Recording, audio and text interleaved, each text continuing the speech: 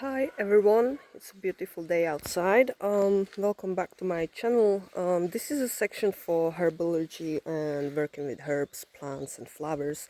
Today's harvest is we're working with peppermint. As you can see, I have like tons of it that just like grew in a greenhouse, and despite of cleaning them out, they just spread it really quickly and they grew really tall. This is like half a size that I cut it off because I didn't want to cut them all the way to the bottom, leaving some for the next harvest. So what we will be doing is tying them up and hanging them here. Here we have a bit of a construction going on. We're making a huge expansion to the house. There might be second floor there. It's like huge. So usually I would be hanging or spreading this out in a shade. On some blanket or into my herb storage there. But the thing is, I have a child who is going to mess them up, just like with the birch leaves for the teas.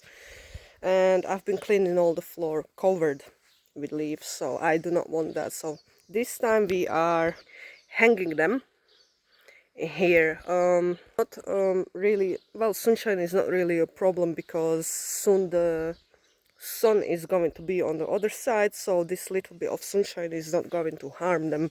Usually they need to be dried out in a shade, which will be pretty much soon. So we will be taking a bundle of these. Just make sure it's not really too thick. We will tie them and hang them. This is subject for today.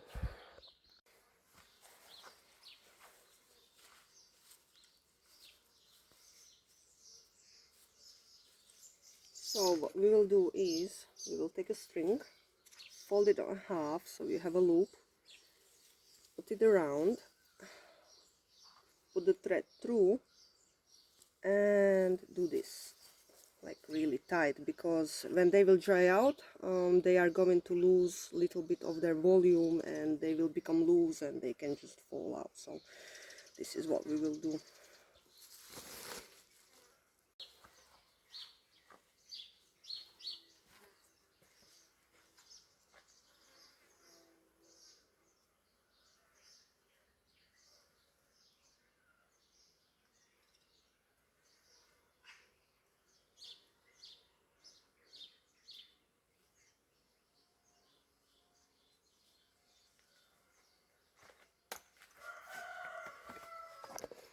Once I'm gonna hang all of them, and I hope this line will be enough and I do not need to make another line because there's tons of it.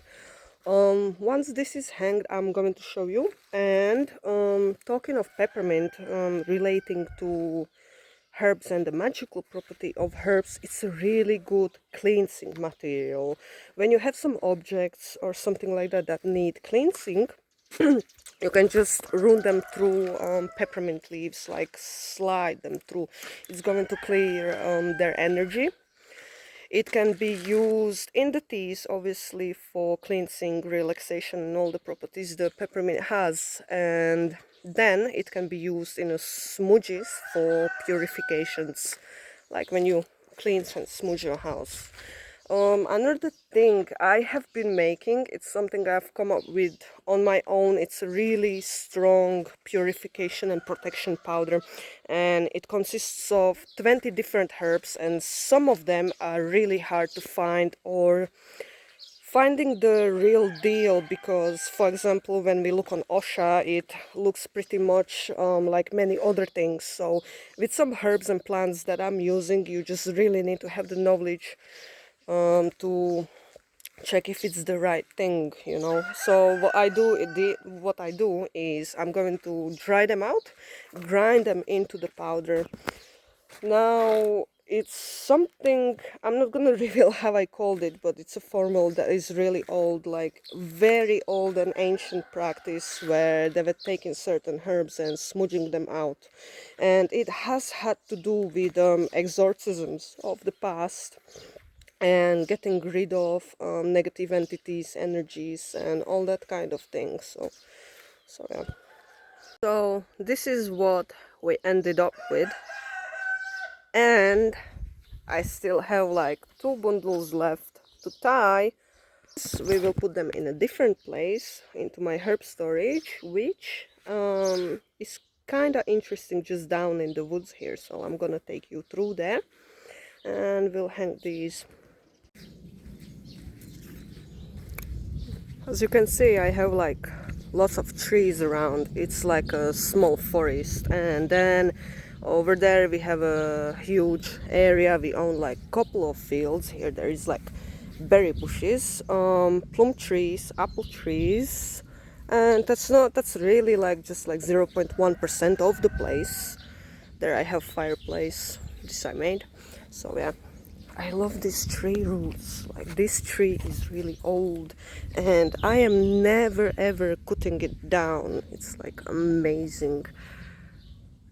So yeah, small fireplace used to boil tea here. So let's go to my herb storage. As you can see, I have like a protection symbols here. It's a bit messy because birds get in. So yeah, this I carved like 7 years ago. Horn. Here I used to be hanging all kinds of herbs. So yeah, dagger, sword. So yeah, let's get to that.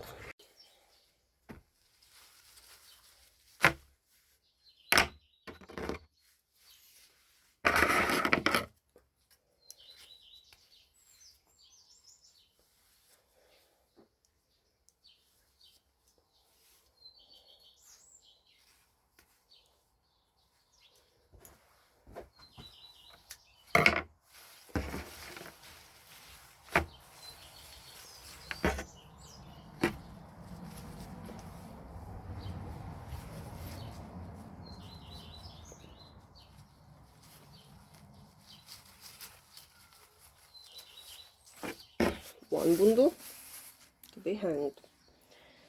Now the other one. Last one. These I might use in smudge sticks, to be honest. So time to hang them.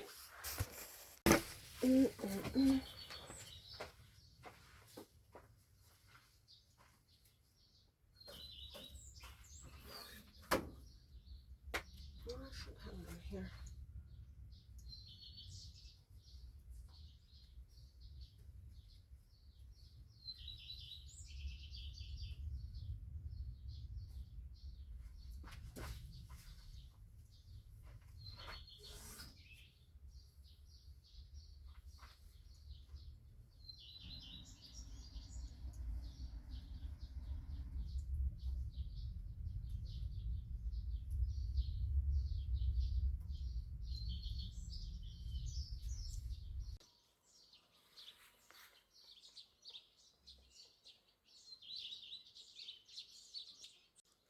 Raven bird.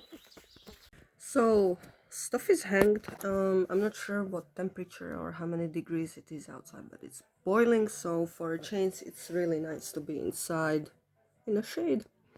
There is a book I would like to show you, and then we will read a little bit a section on peppermint and its uses in history and their magical properties. So book I got very long time ago, like maybe 7 to 8 years ago, and Herbology Magical Properties of Herbs.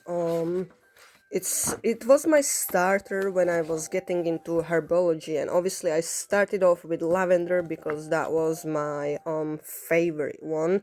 As you can see, we have a symbol of Mercury here, associations. It's element of air. So yeah, let's go. Juniper, rosemary, clover. It's a little bit messy because someone has gotten into my book before Wolfsbane. See, I wasn't kidding when I kissed it in my other reel. Mountain ash, blah blah blah. Here we have it. peppermint. So let me read it to you. Peppermint, element of fire. Greeks and Romans decorated distinct tables with peppermint, and they flavored also like many foods with it. So let's carry on. Oil was extracted and used to treat spasms and disorders of the digestive system.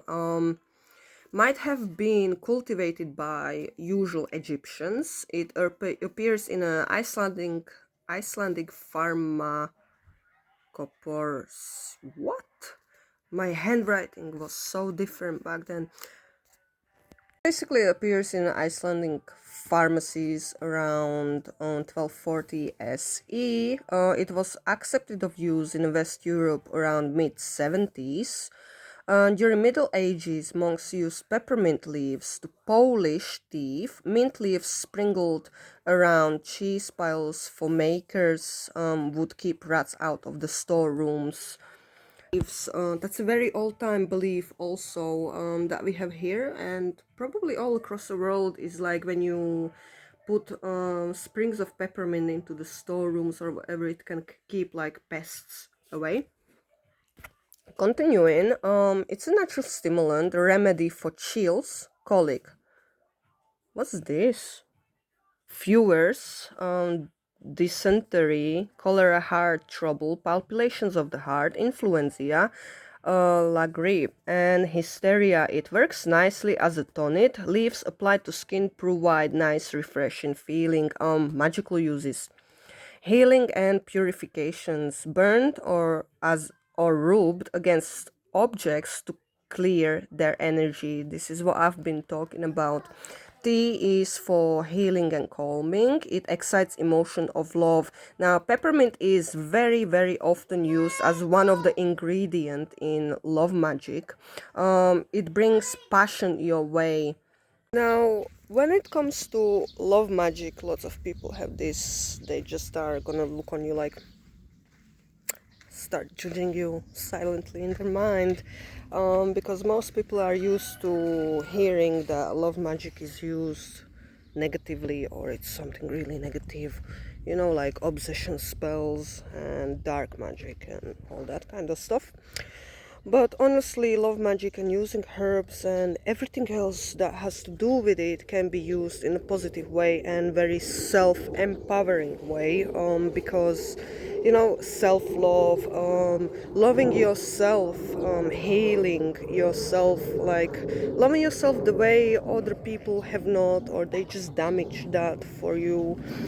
Self-love is important, and it can be taken in the form of taking time out of your day just for yourself, at least 5 to 10 minutes daily. Do this personal rite where you're empowering yourself and, you know, doing the self-love and doing something for you. It's very important. So that's pretty much it. It doesn't really have to be always negative, or obsession spells, or putting a spell on someone so they love you against your will. So yeah. Positive way love spells can be used is taking the time to give gratitude for those that you do love, those that you love or honor and appreciate in your life. So yeah, that's pretty much it for today. So yeah, I'll see you around.